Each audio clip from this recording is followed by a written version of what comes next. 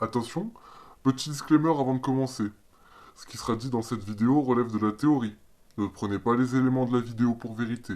Faites vos propres recherches et faites-vous une propre idée sur le sujet. Avez-vous déjà entendu parler de l'effet Mandela? Certains évoquent un faux souvenir collectif, d'autres un bug dans la matrice. Ceux qui adhèrent à cette théorie sont convaincus que la réalité est différente des souvenirs que nous avons, ou que notre conscience et notre mémoire voyagent entre plusieurs réalités. Regardez ces images.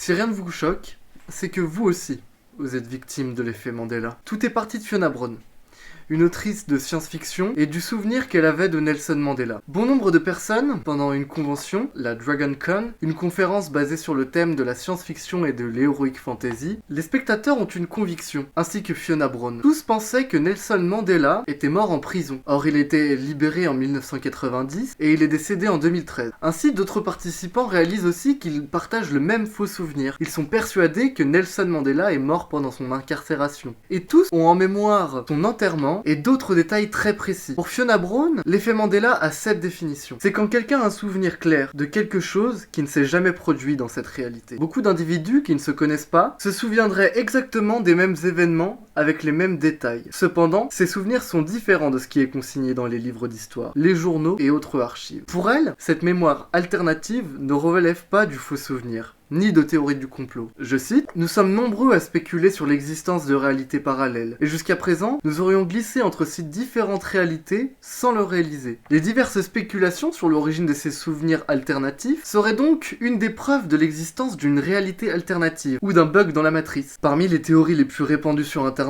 beaucoup pensent que ce serait l'effet de notre conscience collective qui aurait effectué un saut quantique. D'autres pensent que l'effet Mandela trouverait son origine dans les expérimentations du CERN, qui est l'organisme européen pour la recherche nucléaire, le grand collisionneur de Hadron, dont les particules et la matière auraient altéré le tissu, plus précisément la structure de notre réalité. Nos expérimentations scientifiques auraient-elles fait bugger la matrice? Il est vrai que même si ces théories sur notre réalité sont sûrement fausses, il faut garder en tête que voir, c'est concevoir, comme l'affirmait Paul Cézanne, peintre post-impressionniste du XXe siècle. Finalement, personne ne connaît réellement le monde extérieur. La seule chose qui existe réellement, c'est le monde intérieur, celui que nous interprétons par nos perceptions. L'observateur a un rôle en mécanique quantique sur le comportement des particules, donc sur notre réalité. Nous l'avons d'ailleurs vu dans un précédent épisode, le lien s'affiche ici si vous ne l'avez pas vu. Prenons le chat de Schrödinger. Si vous ne connaissez pas cette expérience de pensée, je vais vous la décrire. Mettez un chat dans une boîte, placez-y un flacon contenant du poison mortel. Le dispositif tue l'animal dès qu'il détecte la désintégration d'un atome d'un corps radioactif. C'est un événement qui peut se produire ou qui